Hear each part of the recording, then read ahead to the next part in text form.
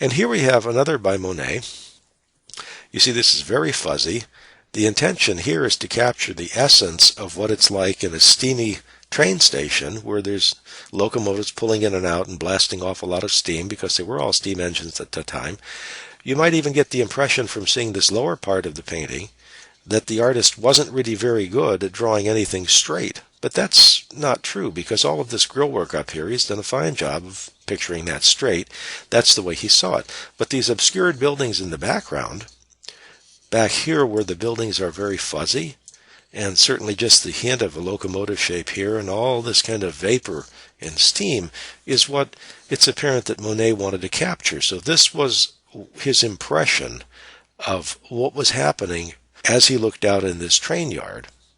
He could have, if he wanted to paint in the details of these locomotives, have done that because he could have either walked closer or he's seen a locomotive, he knows what's there. But that's not what he's trying to do. He's trying to give the impression that's conveyed to his eyes. So this is the whole philosophy difference between Impressionism and the type of art that preceded it. Now let's take a look at the color palette for the Impressionist. This was more vivid and varied than artists had accessible to them in the past, and it also was more accessible in a different way. It could be carried around in portable little tubes. The colors you see here result in many cases from the development of organic chemistry and the development of colorants for the textile industry that were then adapted to pigments for artists. So the colors themselves, more variety and more accessibility because the artists didn't have to grind them at the time they wanted to use them. These were oil-based paints that were stored in little metal tubes and could be carried around, and they would last until you used them when you applied them to your palette and then applied them to the canvas. So we start to see here a real difference in the way that artists could work. In this course, you've had some experience with egg tempera pigments, and you realize that took a great deal of effort on the part of somebody assisting the artist to grind up pigments and combine them with egg yolk in order to make a paint.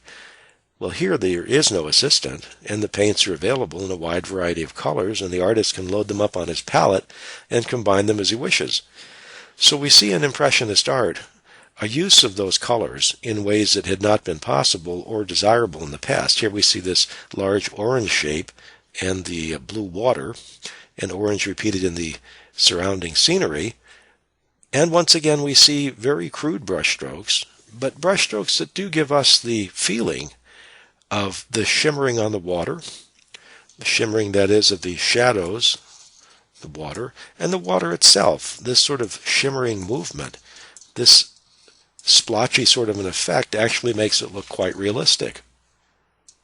And of course here we even get an enhanced sense of distance because in this case things in the background are fuzzy, making our eyes think that they're far away because things far away are less distinct. But of course we see them rather indistinct here in the foreground as well. And here's just another example. This one is not in your textbook. It shows once again these rather crude brush strokes, but you'll notice how the artist has really done an interesting thing here. He's captured the little waves on the water, the rising and depression, and how that affects this reflection. So his impression is what our eyes would see. But he's only mapped in terms of detail sufficient to give us a hint of what's there. We might think that this is how we would see things at a glance, or this is how we would remember things if we looked at them a short time and then looked away. It's what's in his head. It's the way he's interpreting this scene for us. And this is another example of the same sort of thing, Camille Pissarro, this picture of a boulevard in Paris. And seen in a rather fuzzy way, it's almost as if we get the impression it's snowing here, and the snow is obscuring our vision. People would criticize this and say, well, they can't recognize people in this. They can't see down here. These figures are rather indistinct, especially down here in the lower right corner. They're almost like ghosts. They're just hints of people because they're perhaps more obscured. So the scene is interesting in a way that it would not be interesting if these things were drawn in a very detailed manner. In this era, there were still artists around who strove for extreme detail, but their paintings were not of the same interest to the art-buying public as these rather innovative paintings had become.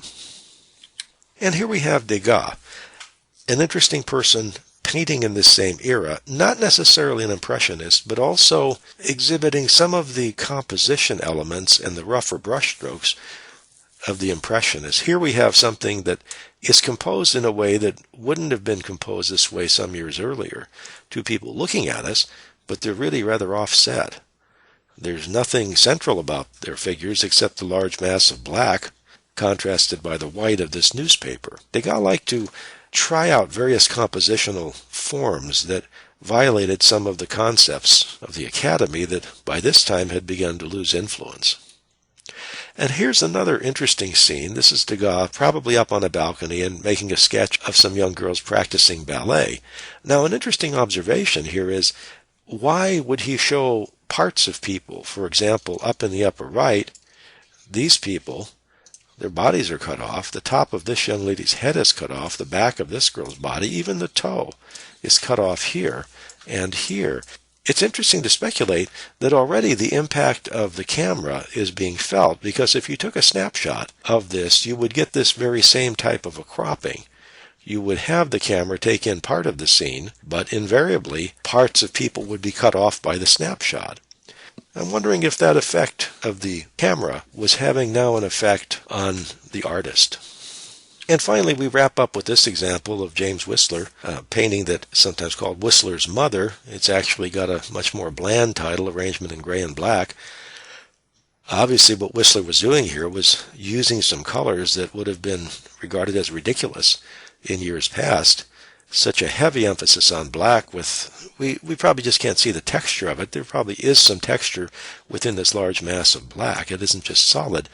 But the whole idea that this curtain is chosen to be black with a little bit of decoration to it, even a black frame on this inset painting, kind of a novelty to have a picture within a picture. But the whole idea that it's a rather dour painting posed in a way that this black mass is the central focus and not the face of the person whom you think this might be a portrait of. This was rebellion. It was rebellion against the conventions of composition and color. It occurred here towards the end of the 1800s.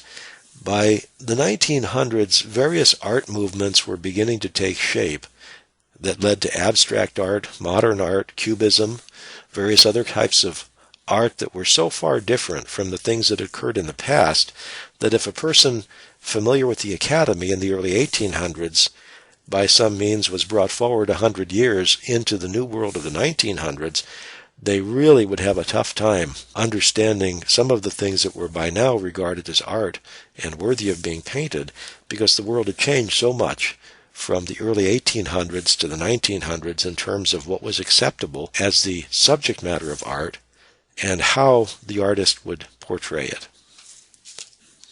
And that's the end of Chapter 25 of the Gombrich textbook, and that's actually the end of the textbook coverage for GPH 205. I hope you've enjoyed it.